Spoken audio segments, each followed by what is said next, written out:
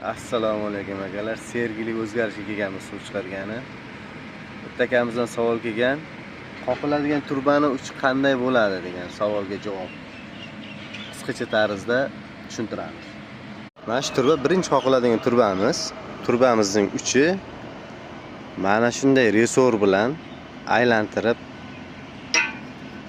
svorka qilib chiqiladi. Bundan maqsad turbani mustahkamligini oshirish. Turbani o'z qalinligi 1 sm, resordiki ham 1 sm.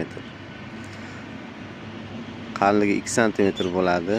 Qoqilgan payti mana shu turbani uchi qayrilib ketmasligini oldini olish uchun, katta toshlar chiqsa sindirib o'tib ketishga yordam berish uchun mana shunday resor qo'yilib svorka qilib chiqiladi.